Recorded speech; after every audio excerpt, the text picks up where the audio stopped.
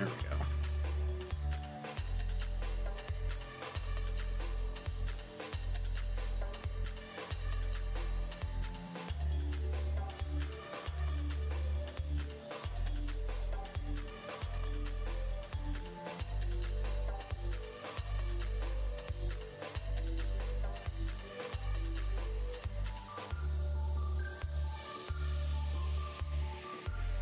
Just give me 1 second, everyone.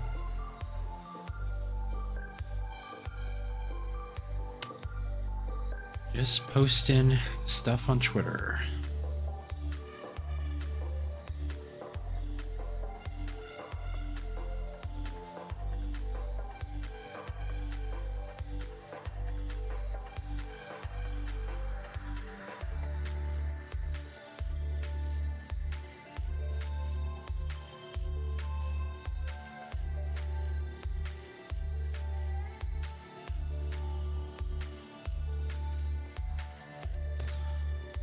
All right. Good to go. Hey, Trigam. Hey, Lloyd. How you guys doing? So we all kind of knew this was coming, a state of play. It was kind of inevitable because, you know, Gamescom happens. Microsoft did their thing. You know, we had the opening night live, but we were still waiting for Sony's turn. So I guess this is it. Although I think Tokyo Game Show is going on right now, so whether, I guess you can sort of say this is part of that. Hey, Hamster. Good evening to you. It is afternoon for me, though, so a bit earlier.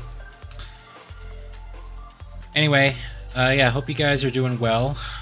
She got 40 minutes here. I'm really excited to see Saros. They said they're going to be showing off 5 minutes of Saros gameplay, which should be really awesome. So that's going to be probably my most anticipated thing they're going to show.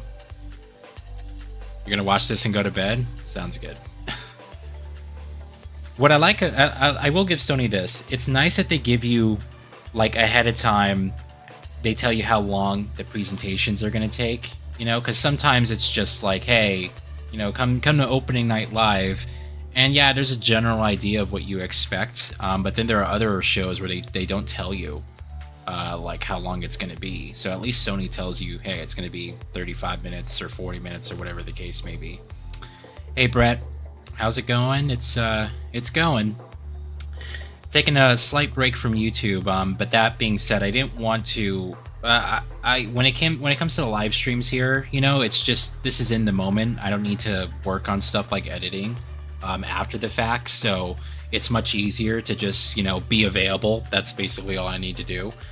So that's part of the reason, yeah, why I'm here. But other than that, you know, there's just a lot of stuff happening.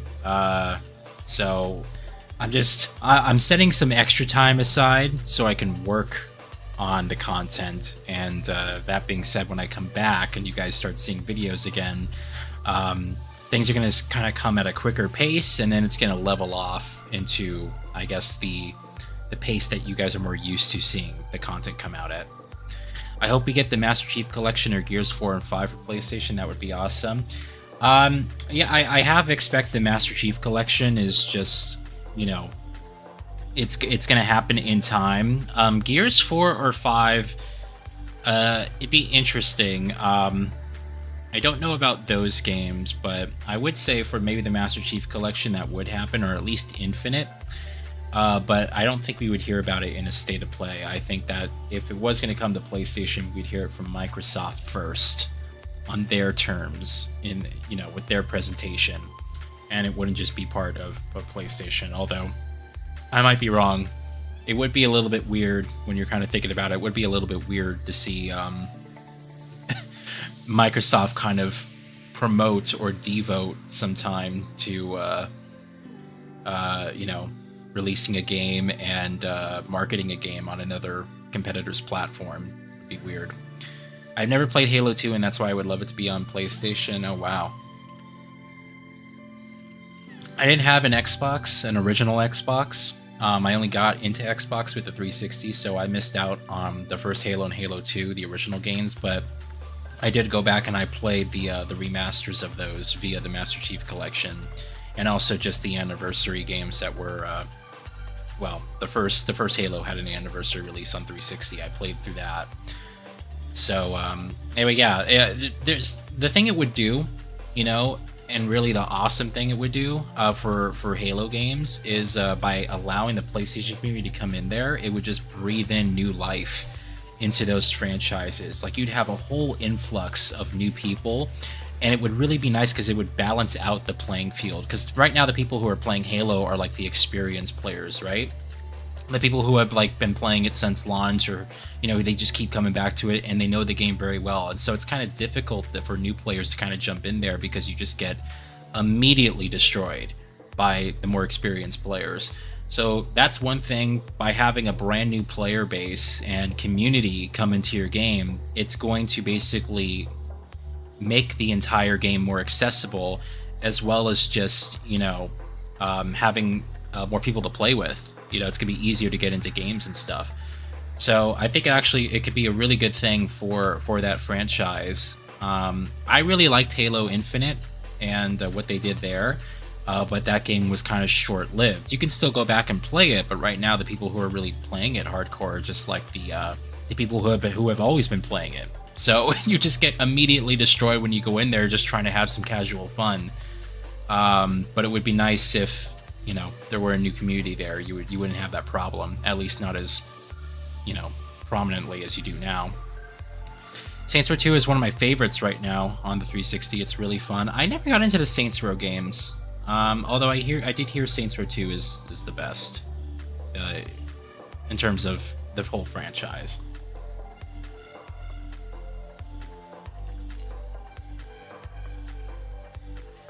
I almost finished the campaign of Destiny Rising. You know what's funny about that, Hamster? I have seen, I don't know why, because like I don't keep up with Destiny or play it. Like, I played Destiny 2 for the campaign and then I dropped it like immediately after, right? I never went back to it. But for some reason, specifically on Twitter, they keep feeding me like it's like, and I'm not even in my like recommendation tab, it just sort of comes up, but I get all these people talking about how disappointed they are with Destiny and the way Bungie has handled it. I don't know why, and maybe you have a different opinion about that, but for some reason I get just an influx of all these people on my timeline, and especially in the search, you know, where they have like the recommended, you know, people to follow and stuff like that. It's a lot of people who hardcore play Destiny and just shit on Bungie, and I don't know why. I'm not looking up Destiny stuff. I'm not watching any Destiny content creators. I'm not, you know, following anybody who does that, you know, predominantly. And for some reason, Twitter's like, no, you need to see Destiny people or fans being disappointed at Bungie. I don't know why, but anyway, like if you're playing Destiny, I wonder, are you disappointed with the game? Like, are you pissed off at Bungie? Or is it just like, for some reason of really vocal, you know, minority just happened to be infecting my timeline? One time at GameStop, I got a cool bandit mask from Borderlands via the employees. It was cool. Oh, nice. The original Borderlands? Or the sequel? Yeah, Destiny 2 is currently getting through worst times since 2017's Curse of Osiris. They're really torn between Marathon and Destiny. Yeah. And they delayed Marathon indefinitely. I'm just hoping that when they reveal that game, I'm hoping there's a campaign or some story element for me. Because I really like the way that that Marathon looked, and now I'm not familiar with the original game. I know some people who are fans of the original game are like, this looks nothing like the original Marathon. But it would be nice to have a narrative, you know, story, an offline campaign, or just something like they did with Destiny 2. Have that choice for just people who want a single player experience, and then you can focus on your multiplayer experience in between. But a lot of people are of the opinion that, you know, and I've seen this rhetoric repeated a bunch of times, that Destiny is only alive today because it feels really good to play. Like, if Destiny didn't have its gunplay and like the way it feels, if it wasn't like as well done, that people would have dropped it a long time ago. People go back to it for the gunplay. Borderlands 3, that's when you got, or that's the game you got your mask for. Nice. I was also playing since 2015 and really glad they finished the story in 2024. I immediately dropped it after I beat the story of the final Shape DLC. I see. Destiny 2 is by far the most stressful game I have ever played, and I gave up on it 2 years ago now. Wow. For me, it's a vocal hardcore fan base being frustrated as someone who isn't into the endgame stuff that much. Yeah. Yeah, I just, you know, those games just aren't for me. So, and that's all there is to it. There's nothing wrong with that. You know, I played all those server-based multiplayer games last generation. And as I've said many times before, the only one I actually enjoyed was The Division, because The Division really felt good to play. I also really like the location and what they did, or The Division 2, I should say, not the first Division, The Division 2. And I really like the location, the Washington D.C. and stuff. It was really well done.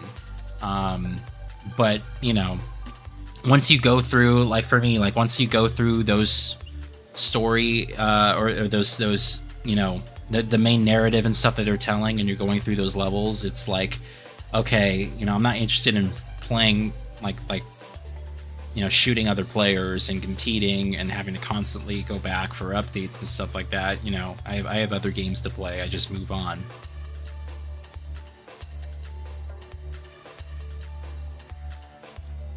Lloyd didn't like the game that much. I only played the DLCs and single player focused events. Edge of Fate. Alright, we're about to start here. Hey Tyler. Almost missed your your comment there. It's good to see you too. Alright guys, let's hope for some good announcements, and really excited for Saros. Returnal is still my favorite game this generation.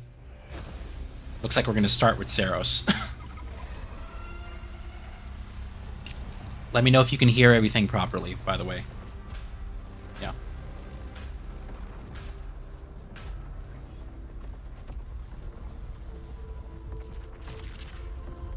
Every time the sun dies, time stretches and tears.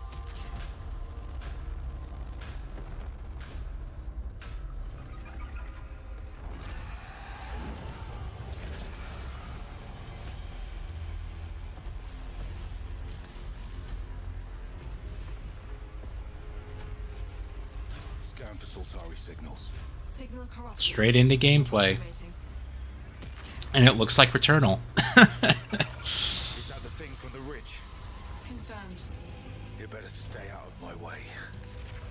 Hey everyone, how's it going? I'm Gregory Loudon, Creative Director at Housemarque. Today we are thrilled to show off this first look of gameplay for Saros running on PS5. Saros builds on Returnal's award-winning action and tells the emotional and haunting story of Arjun Devraz's drive for answers on the shape-shifting planet of Carcosa. It looks straight up just like Returnal. Okay.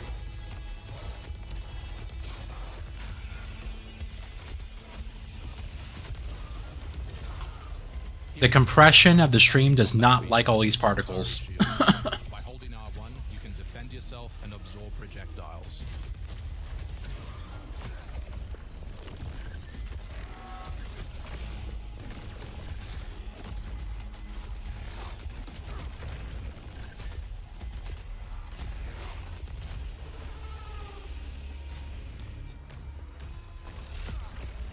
By absorbing projectiles, you can now hit back hard using your power weapon.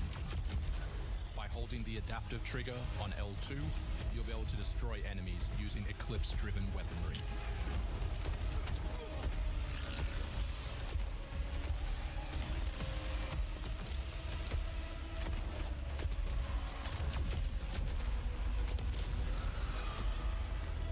Soltari holocache detected. Mark it on the map. Here is a Soltari hololog, where you can learn more about lost Carcosa. I'll try.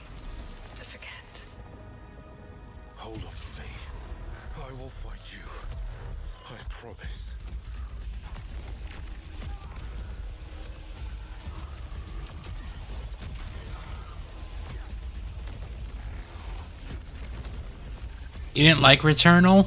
It was hard?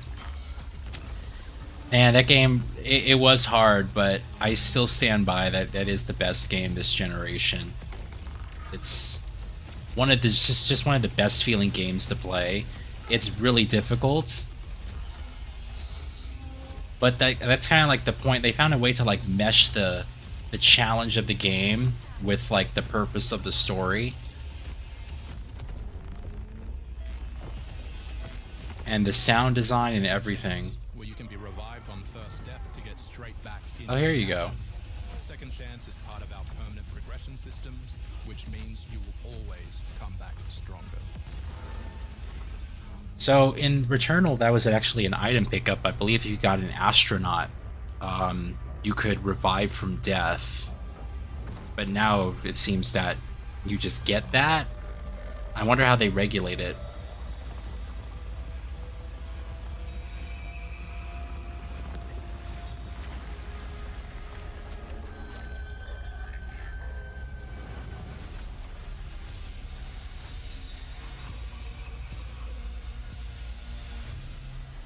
The sun is forever. I also wonder what the story We is. love that first look at gameplay. We're looking forward to revealing more on our mysterious and moving story and our amazing ensemble cast of NPCs in the coming months. Next year is when you'll be able to play Saros on PS5 and enhanced for PS5 Pro. Thanks for watching. We can't wait to share more from all of the team working on Saros. I went back and I played the free expansion they had for Returnal, which is kind of like a challenge mode, but if you... There's certain items that you have to collect going through it. Wow, look at these environments, by the way. There's a huge variety of stuff. A bit more modern as well compared to Returnal. It's a bit more desolate. I mean, you have some environments that are similar, but... Yeah, that looks really good. But anyway, the DLC for Returnal, the expansion, was also... It helped shine some light on the story, which kind of left it open to interpretation. Oh, wow, that's soon. We got a release date, too. Anyway, that looks excellent. I'm all on board for that. You just know it's going to play really well.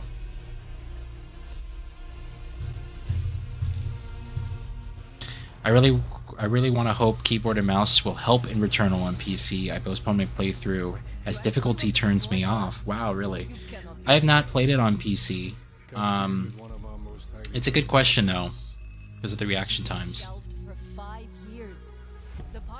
What is this, Disco Elysium? She won't have to do it alone. Her old squad is still out there. I thought they'd all been ripped to shreds. Probably. But she Za/. come back together. Lead them to their deaths all over again. And what if she butchers it like last time? We'll do what we always do. Throw more assets at the problem. From one of the many creators of Disco Elysium. Okay, I was gonna say it looks exactly like Disco Elysium, She's a pathetic which I have not played, but I've heard is amazing. and her methods Everyone are who's so played that unhinged. game has said it's just fantastic. But they get results, no? That might be a game that would be worth playing on a live stream. Show a little faith. They split. Wait, they split in 4 different studios, Everything that could go wrong already has. and each makes its own spiritual successor. That's nuts. Parades. 0 parades? Flight Simulator? Is Flight Simulator coming to PlayStation? Hey, if they're willing to, announce Flight Simulator at the State of Play, maybe, Brett, you're right. Maybe they will announce Halo.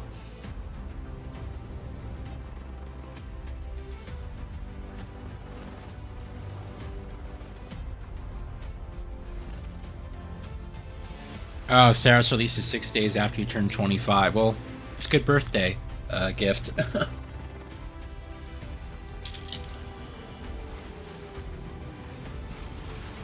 Flight Simulator is just one of those calming games. Like, I just put this on when I just, I don't want to think.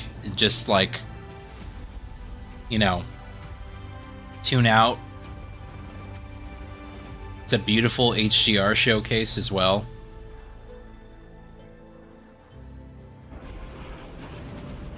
Got rockets too. There was a huge court case drama among publisher and developers. And Draco says, "Ooh, I love drama." All right, yeah, Flight Simulator at the end of this year.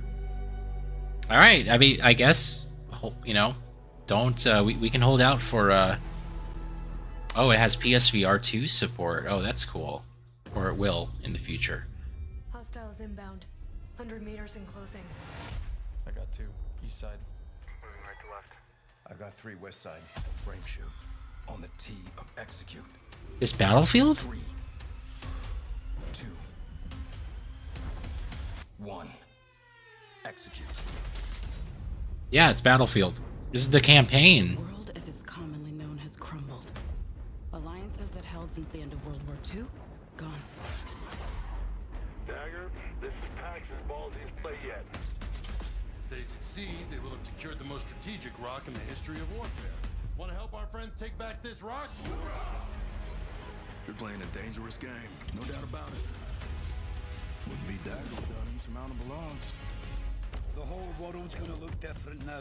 Just takes a little shake of perspective. Gotta love a challenge.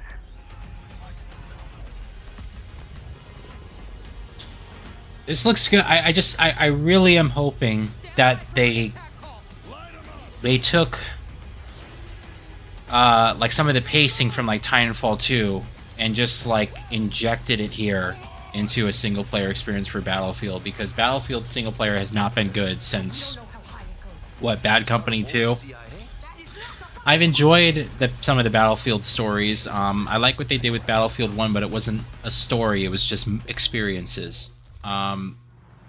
So it'd be nice if they actually get a complete story down. And I'm Sid Schumann. Sean and I are back to share news with characters. and for games coming to PS5. But first, thanks to EA and Battlefield Studios for that new look at the single-player campaign for Battlefield 6. It launches October 10th on PS5. You're excited for Battlefield? Yeah. Now, let's celebrate one of my favorite games of all time. I miss playing the beta. It was really fun. Oh, it's Deus Ex. Deus Ex Are they? This PS5 Oh, they're remastering it. Collaboration between Eidos Montreal and Aspire, the studio behind remastered. Oh, nice, the Tomb Raider. Yeah, the Tomb Raider devs. Oh, this is good. Oh, I'm gonna play this. Don't tell me you're going to wear those. An augmented operative working to uncover the truth. Vision is augmented. This new version adds enhanced visuals, overhauled controls, and support for key PS5 features like haptic feedback. Is it the PS2 version though? Deus Ex influenced a generation of RPGs with its emphasis on choice and consequence. No two playthroughs unfold the same. Deus Ex Remastered arrives on PS5 early next year. That's cool. Because we got Deus Ex Revision on PC, which I think is a fan, remaster. I have it. But I'm wondering if they're talking about the PS2 version of Deus Ex, which is very different from the PC version from what I understand. Or if it's just the actual original game. Invites players to an asymmetrical horror sandbox where you can play as a civilian. Yeah, want to hope it's better than Deus Ex Revision. I've not played the original Deus Ex, but you will play the remaster. Yeah, that's good. I'm wondering if it's coming to PC too. Michael Myers. He possesses unique abilities like shape jump, allowing him to move around the map unseen and pop out where you'd least expect him. Playing as a civilian, it's up to you to lead townsfolk to safety, find a phone, and the first quarter of 2026 is packed. There's like 8 games coming out in February alone. With the unstoppable Michael Myers. Become the boogeyman or protect his victims when Halloween the Game launches on September 8th, 2026. That's a long way from now. Wow. 2 big announcements from 11th Hour Games. First, their hit action RPG. I want to express my controversial opinion for you as someone who loves 7th gen games, but to me it was the point when mainstream story-driven games were hellishly dumbed down for a console audience, like Oblivion, Mass Effect were zero patience when an RPG were majorly dumbed down. Oh, I see what you're saying. I can't disagree with you there, because that was also the era where PC gaming kind of took a back seat, and we started seeing less like more games targeting consoles. And PC versions kind of just being more or less ports, if you will. So I can't disagree with what you're saying there, Hamster. My love for that era has nothing to do. How should I explain this? I really feel, or felt, and I still feel, actually, that the vast majority of games from that era were developers trying new things, really experimenting with concepts, and it was really the last era where you saw major jumps in graphical fidelity. And I really feel like creativity peaked back then, where yeah, there was trend chasing and stuff like that now, and don't get me wrong, there was a lot of awful practices, you know, back then. Everything had to have a multiplayer mode, online passes, you know, subscriptions for multiplayer and stuff like that. You know, all that really just, you know, kind of, yeah, it kind of started during that era. But I still think if you look at, like, creatively speaking, the type of experiences that we used to get, there was a lot of experimentation going on, and these big studios were really open to taking risks and creating new projects that you just don't see anymore. So if all that makes sense, that's kind of, I think a lot of my love and my excitement for that era. Also, just because, you know, I won't completely discount that there's a bias there. I mean, it was in my teenage years. I was just getting into YouTube and stuff like that. So there's a lot of memories and just a lot of excitement and just fun that I was having back then. And you can see that in my past content as well. It was like, wow, you know, it was for just a very different time. But in any case, yeah, I can't discount what you're saying. There was a reduction. I know a lot of people who love JRPGs also hate that era, because it was like the time when JRPGs were not only being dumbed down, but there was like less of them, and like Western culture and influence was like all over the place back then. Nothing will stop me from becoming. Anyway, let me know what you think. Dark radiance exists. My fights will continue. Is this Neo? Which also got a release date, by the way, for I think February. One must prove their might. The light of hope lies unseen at the end of time. Go now! You wish to become Shogun that badly? Maybe you don't want it enough. What makes a Shogun anyway? Looks like Neo. Are what make a Shogun, and I have both. Strength alone is not enough to end this war.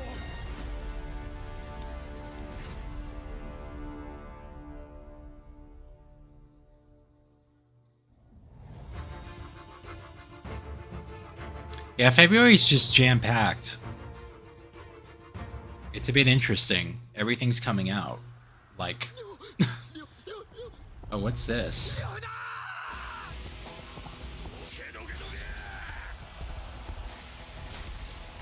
Dynasty Warriors?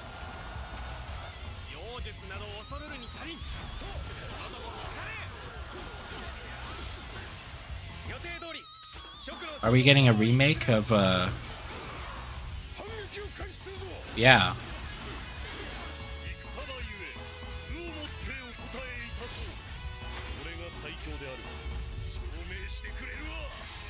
I don't recognize the game, though.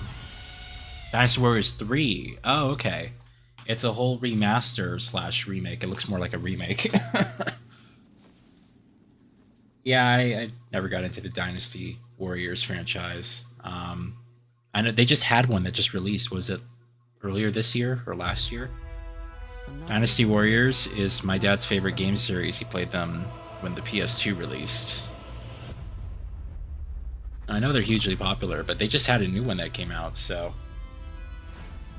Our focus, our true objective, is to save this world, our current world. Is Code Vein 2? Need I remind you that tampering with history is strictly forbidden?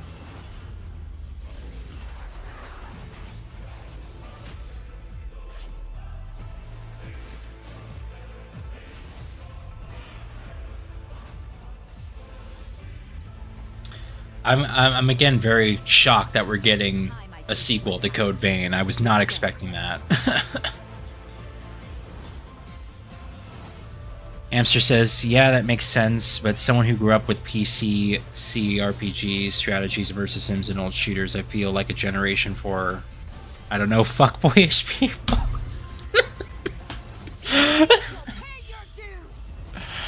Fair enough, I didn't have that. I didn't I didn't have and I'll tie my answer to your question with Tyler's next question. Did my dad grow up with gaming? No. Like arcades and stuff like that, but my dad was part of like the baby boomer era, so like he never got into like, you know, gaming or had like an Atari or anything like that. I kind of discovered the hobby on my own. I think my first console ever was the Nintendo 64. I'm pretty dead set on that. Then I got a PlayStation like in 98, 99, like right before the PS2 came out. And I don't know, I think I just fell in love with the hobby on my own. Yeah, I played computer games. We had a Windows 98 Gateway PC. I couldn't tell you what the specs were, but you know, it was just, you can imagine, you know, it's probably onboard graphics, something cheap or something, or at the time, you know, I don't know. I played point and click adventure games, some Disney games here and there. God, my memory is so hazy. I can't tell you the exact experiences, but that was my first foray into PC gaming, were these point and click adventure games. And then during the early 2000s, I got a PS2 and only had a PS2 for that entire. I never had a GameCube, never had an Xbox, and I didn't care. From what I remember my dad telling me, he's like, you wanted the PS2 more than you wanted any other console. Like, to me, that was like, I guess I really wanted that. I don't remember being so strongly addicted to wanting that system. Other than just, yeah, of course I wanted it, but he told me a long time ago, like, you wanted the PS2 more than you wanted the PS3. And by the time the PS4 came out, I was, you know, old enough where I was working, had my own, you know, income, and I could just buy the console. But that's what I've been told. Yeah. My parents none of them ever grew up gaming. None of them play games now. There was almost when I was younger, there was almost this rhetoric of, you know, gaming's a kid's thing. Especially at school, I realized that, because a lot of people were of the mindset that when you're older, 25, 30, like, oh, you're still going to be playing games, because it was looked at as like a children's thing. And that you were just uncool, like gaming's what you did in your own time and stuff like that, or you did amongst your guy friends, right? Because women never play video games, of course. But this was like the stuff that was being repeated when I was like at school. And I just remember as I got older, I was like, why would I stop doing this? Like, this is fun. And the garbage and stuff that's on television, because cable television was like what everyone had back then. It's like the garbage and stuff. I mean, I recognized it was all garbage back then, but everyone was all addicted to that. Reality shows were like on the rise back then. And I just couldn't care less. And I was all about YouTube. YouTube was like my main content for watching stuff. And then I just did video games. And I didn't even get into music as much as other people. I remember everyone at my school when I was like 12, 13 years old, because I think it was it was kind of propelled forward with the release of the iPod Nano and the Touch and all that stuff. Everyone was all about music, you know? It was all about music. Like everyone listened to all the popular bands. They only cared about what was playing at the time, and that's all ever. I just remember like for like 2-3 years, that's all everyone wanted to talk about was music, and I just didn't understand it, you know? Just didn't get it.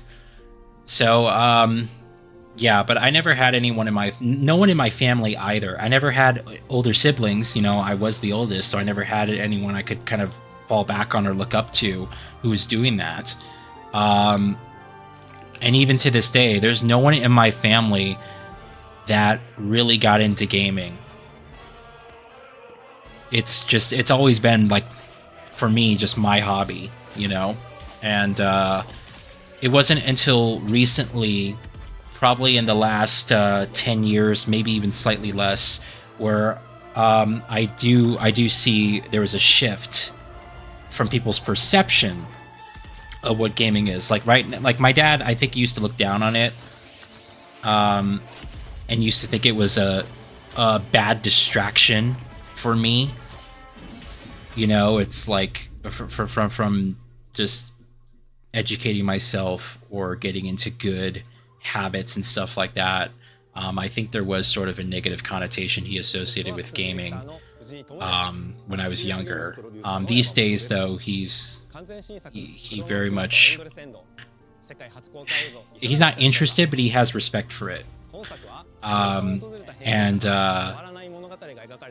Like I showed him a couple things. Like years ago, I showed him that Matrix Awakens demo, and he was blown away by that. So like once in a while, I'll show him some cool things, but it's not something that he really participates in, and he doesn't, know anything about unless I show him or take the time to talk to him about it, which I don't really talk about gaming at all with my family. Once in a while, they'll ask me, "Oh, how was the Game Awards?" If I went to that, and I'll tell them about that. But I don't talk to them about like, "Oh my God, Deus Ex is getting a remaster. Isn't that cool?" Like I'm not talking to them about that. Today, a new chapter in this land's Anyway, history shall be written. The people who stereotype games don't research games. Games appeal to everyone. There are games of all kinds. My dad is 1969 born, so my dad is Gen X. Yeah, my dad is 63. So I think he's right at the end of the baby boomer generation. My dad now is not a gamer like he used to be, but I hope my dad gets back into it later. Yeah.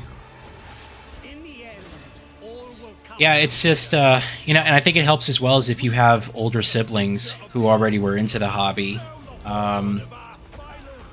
because if they're old enough to, if they're more interested in it, they're looking stuff up or they're playing certain games that you may have no idea even existed when you're younger, and that helps a lot. By the way, this is, I just realized what they're showing here. This is, Black Desert? No. Whatever that big RPG that looks too good to be true is called. I forgot what it's called. Remember who you are. This was supposed to come out this year, and I believe they delayed it to next year. For at the end of it, you will find the answers you seek. March 19th, Crimson Desert. Thank you. Game looks too good to be true. I don't believe it. You're telling me that they're going to get that to run on a console that looks like that? No. Wireless speakers? They're wireless speakers? Surround sound? Or they're desktop speakers for your computer?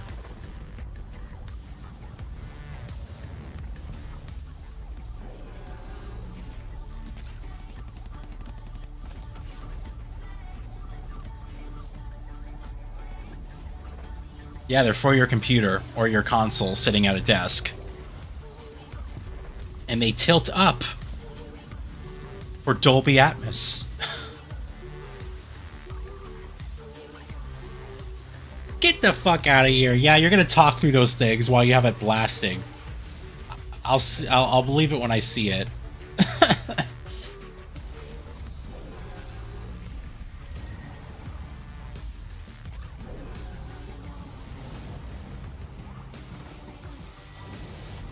Oh, they're big, huh? You see the way they looked on that nightstand? Like, they were huge.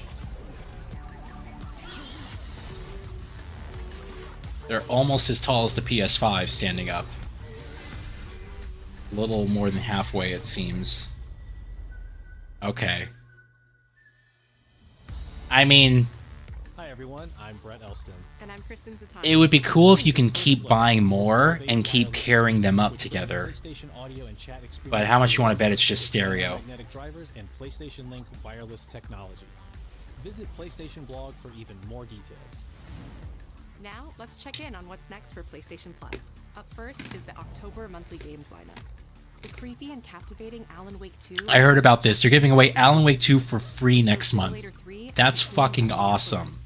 These all arrive for PlayStation Plus Essential members on October 7th. And Cocoon and Ghost Simulator 3. I was shocked when I saw that. Like, wow, Alan Wake 2 already? Because they're still selling that at nearly full price. Hey, look, there's more Last of Us, just in case you wanted more. Part of Naughty Dog and PlayStation's annual celebration of this beloved series. Just in case you missed it. The Last of Us Part 2 to the PlayStation Plus game catalog. We don't let anybody stop us. For PS5 members, They have to mention this almost every single state of play. There has to be something Last of Us. Ellie and Abby's story, alongside additions like the roguelike survival mode No Return. Yeah, the speakers would be cool if you can keep buying speakers. Like, if you can keep buying the PlayStation speakers and just link them up. So you can start off with stereo, but then eventually turn it into 4-channel audio surround, or maybe 5, 6, 7, whatever. Oh, Tomb Raider Anniversary, the controversial remake. I'm gonna be doing a reminiscing video on that soonish. PlayStation's most iconic franchises.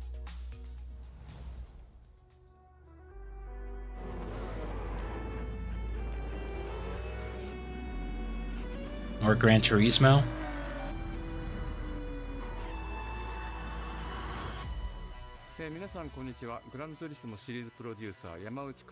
It's too early for. They're not gonna do GT8. 皆さんにすごく素敵なアップデートをお伝えできることを大変嬉しく思います。この2025年の6月25日に、なんとグランツリスモの、累計売上本数が1億本を超えたそうです。1億本です。Oh, Gran Turismo for PC. You might be right, Trigum. People, that's been long rumored for a while. You might be right. 超えたことを記念して、この年末にですね、僕らはグランツリスモ7のスペック3のアップデートを行う予定です。スペック3のアップデートには、2つの、レーストラック、フォーミュラ1でも使われているトラックであるとか、あるいは8台の新しい車であるとか、新しいサーキットエクスペリエンス、あるいはデータローガンのフィーチャーであるとか、それ以外のさまざまなゲームフィーチャーの大きなアップデートを予定しています。皆さんのおかげで、30年かけてグランツリスモは1億本を達成しました。本当にありがとうございます。That's it?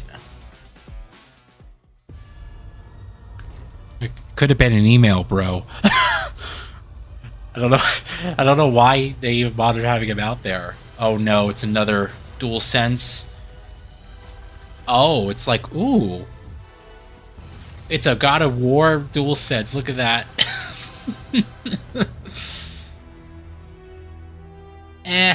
It's like all white. Got the red, mark.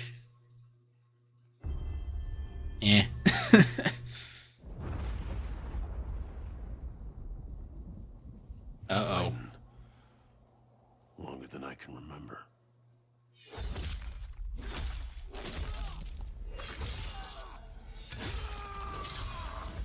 Oh, Wolverine.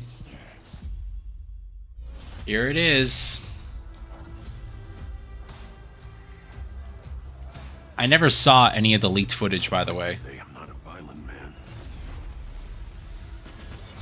The trouble just has a way of finding me. I'd be lying. It's gotta be M-rated. Doesn't matter where I go. And it should be.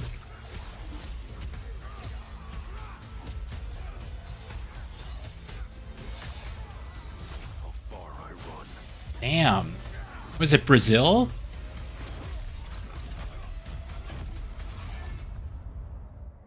That's always waiting.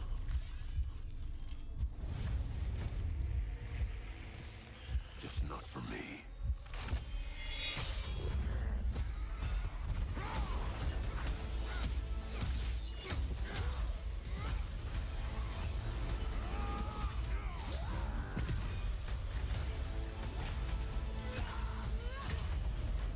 Cause I ain't no hero. I'm Wolverine. Nice. Everyone loves that X-Men Origins Wolverine game. Wow, next year, fall. I never played it. Another 360 PS3 game, but everyone's loved that game.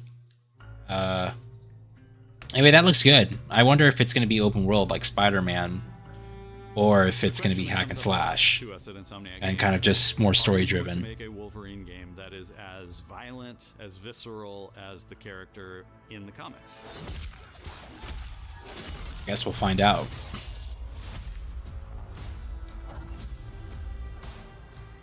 Working with Wolverine is interesting because part of the Is he going to be canonically short? is that he's an unreliable narrator. He has gaps in his memory. So Wolverine doesn't really remember a lot of his life, and that's got to be an extremely frustrating aspect. He's this ball of rage and fury, but then he could turn on a dime, and he could be very, very kind and tender in the next moment. When we're casting for someone like Logan, what we're looking for in character traits are someone who can convey a lot with very little being spoken. When you have that first moment that we show in gameplay, there's so much emotion that you can feel behind his eyes. He looks relentless, he looks gritty, he looks angry, but also he looks maybe a little sad. That level of acting and being able to just deliver that performance with believability across both spectrums was something Insomniac, ourselves, we all agreed he's the one. We don't need to see anybody else. Hey, I'm Liam McIntyre, and I play James Logan Howlett in Marvel's Wolverine. Oh, he's got the voice for it. That's not bad. That one sort of works. Fans out there know what Wolverine is, who he is. My job is to try and find the essence of who Wolverine is, especially as he applies to our story. People hurt him, people take from him, people betray him. He still fights for people who can't fight for themselves. It's one of the greatest honors of my life, one of the biggest responsibilities I've ever had, and one of the coolest things I've ever got to do. The entire game is built around staying true to the Wolverine experience. And then how do we want to put our Insomniac stamp on that? How do we want to put our own spin and creativity, but still give something new and fresh that fans are going to be excited about?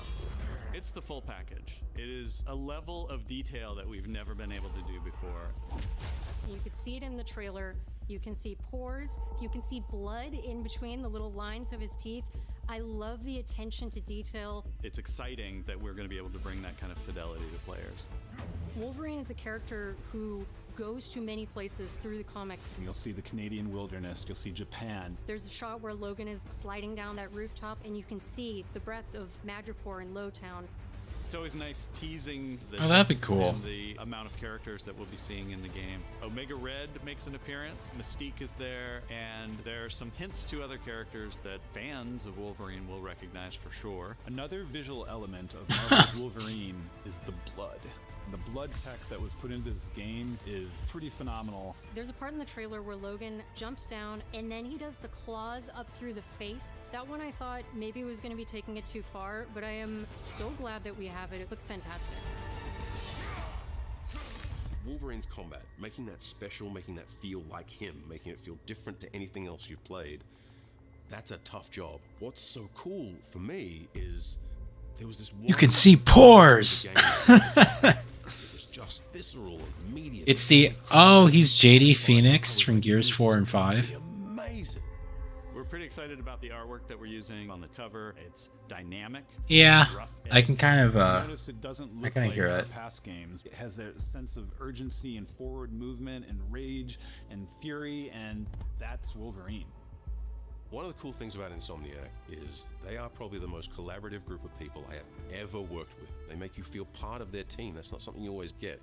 We've been in a creative collaboration with Insomniac Games and PlayStation for over a decade now. We've made some of the greatest superhero games of all time, and that was always the goal, making games that are timeless. I think fans are going to be excited, but I'm also really excited about it because I'm really proud of what we made. We are focused on making the best Wolverine game ever.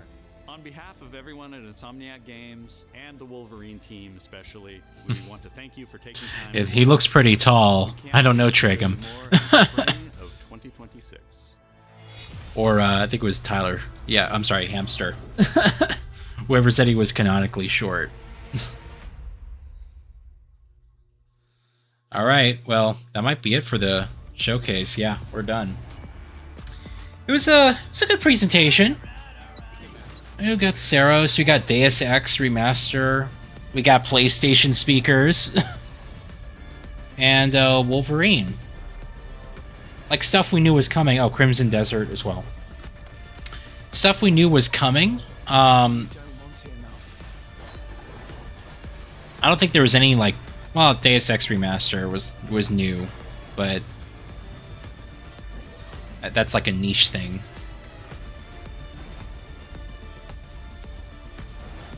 Anyway, yeah, I think it was a solid presentation.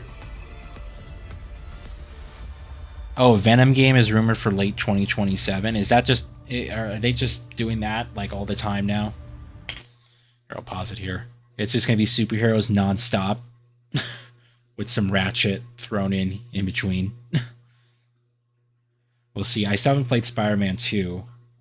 At this rate I'm going with... As I started playing, you know... games again, or current release titles again.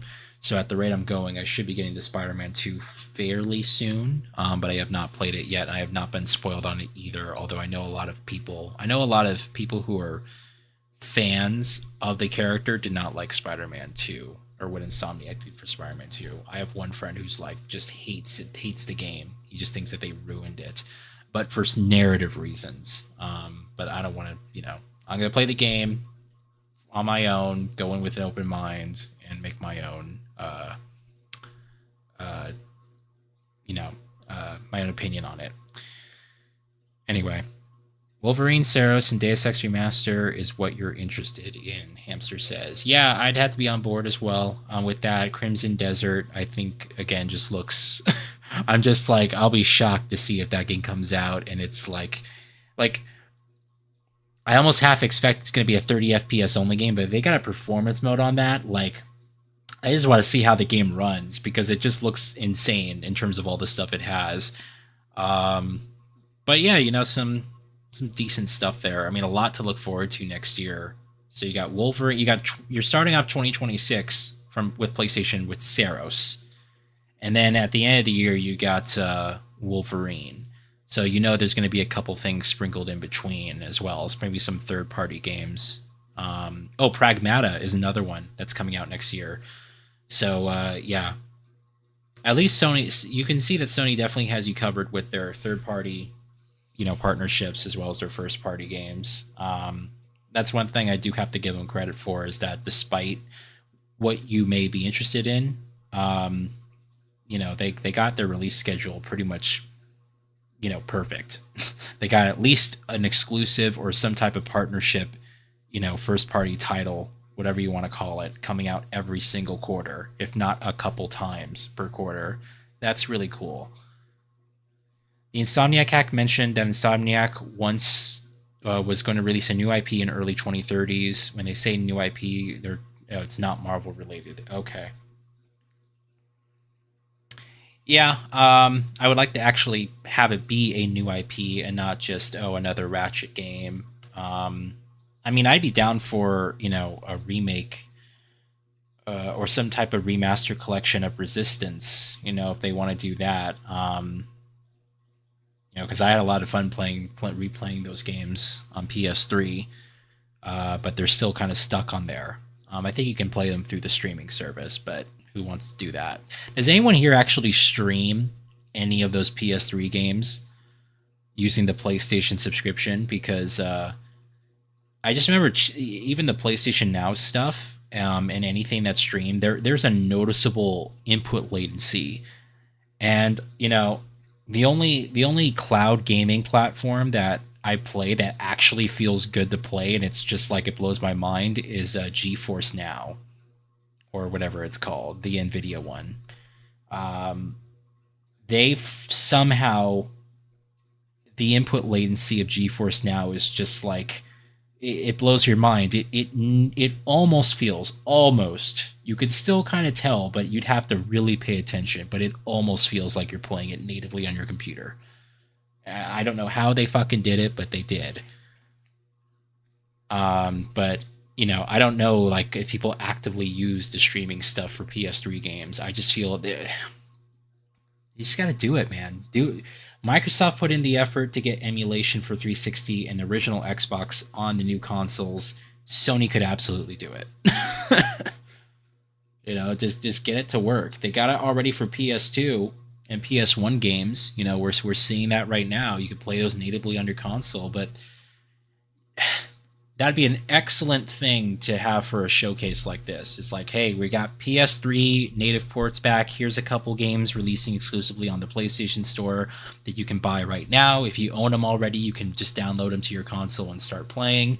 And boom, you're playing PS3 games via the emulation software that you'd be using for your PS2 and PS1 games on your PS5. The same thing. And they haven't done anything with Vita either, which is almost being completely forgotten about.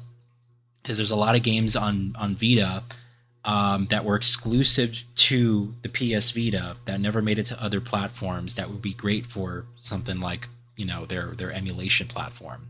The Uncharted game. Golden Abyss. Killzone Mercenary. It's another one. A couple. The Call of Duty game that they had, Black Ops Declassified. There's a couple games where it's like, they're just stuck on that platform. So it'd be nice to have an emulation or some type of software where you can actually play those games on your current gen console. That would be cool. Anyway, yeah, I had a good time with this presentation. I liked most of everything I saw. Nothing too major. No big surprises, but we actually got release dates, or at least release windows for a lot of stuff. So I gotta give them credit for that. We know when Saros is coming out. Crimson Desert got a release date. Flight Simulator, whatever you want to say, there, and then Wolverine is a fall game. And then some other stuff sprinkled in between. So we got some actual release dates for some of these games, which is just excellent. So I always like to see that. At least we know when it's coming. But 2026, man, we got a jam-packed first half. All these games in February, then coming out in March and April, and then you got GTA 6 in May, which everyone's gonna stay clear of. It's gonna be hilarious. You're gonna have no games coming out 4 weeks before GTA 6 and then 4 weeks after. I half expect that June you won't see anything till June, late June at the earliest. Everyone's gonna stay the fuck away from GTA 6. Shut the hell up, hamster. Brothers in Arms 4 is in development. Seriously? That's hilarious. Because the last one was ended on a cliffhanger. And they said to be continued, and then they never worked on anything again. Yeah, Randy pisses me off. I'm not a fan of Randy at all. He's just the ego is so strong with him. It's a bit ridiculous, especially after all the Borderlands 4. I'm not even a Borderlands fan, but his stuck up attitude. That's why I don't follow creators. There's very few creators that I actually follow on their social networks. And it's usually people who don't say anything, or, just only post positive vibes, like Hideo Kojima or Sam Lake, but I won't follow these other people who just get into spats with fans online. It's dude, what are you doing? this is the way the internet works. This is the way, this is what people do. Anyway, that's hilarious if they're actually working on Brothers in Arms 4 after all this time. After there was a to be continued with Hell's Highway that just ended on a cliffhanger and you never got another game. So that leads me to wonder, are they actually going to continue the story? Because that'd be hilarious if they actually pick up right where they left off. Yet you're playing Kingdom Come Deliverance by ultra-conservative creative director without giving a fuck.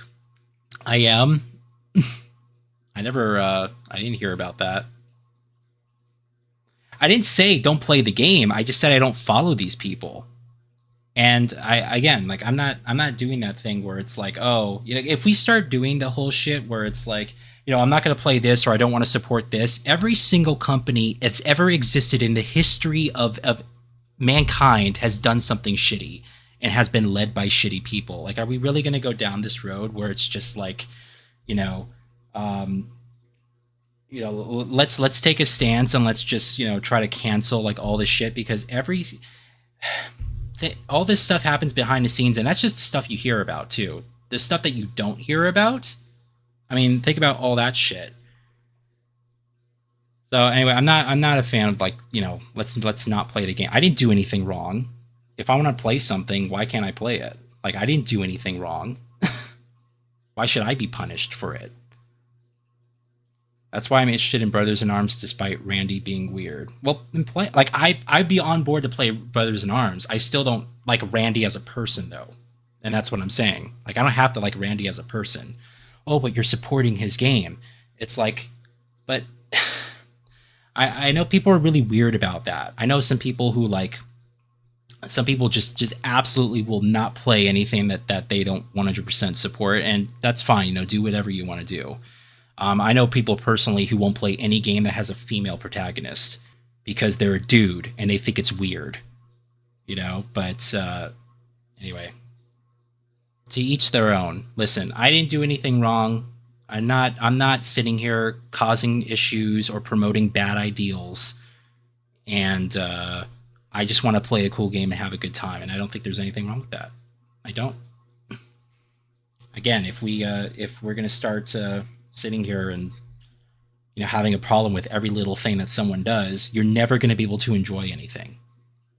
I mean, think of it like just no matter what industry it is, it could be the automotive industry, anything. Just there's shitty people out there that unfortunately have power, and that's just the way it is. Hey, Yaren, you just missed the whole stream. We're about to end here, but thanks for being here. You can watch the archive when it goes up on the channel. Yeah, Randy is one person when 100+ people worked on it. Yeah. It's just because he has power. But anyway. All right. Well, are we good here? I enjoyed this presentation. I had a good time playing it, or watching it. And I'm looking forward to a lot of this other stuff coming up here. Sero should be a lot of fun. Don't know when I'll be able to play it. Because I'm so far behind, but it should be a lot of fun. And then we got Wolverine, and then Crimson Desert, and yeah, this all this stuff in between. I am kind of curious how those speakers are gonna kind of work out, because they look huge. But remember the monitors that Sony came out with, the PlayStation displays? Those, from what I understand, weren't really that great. They were okay, but like they could have been a lot better.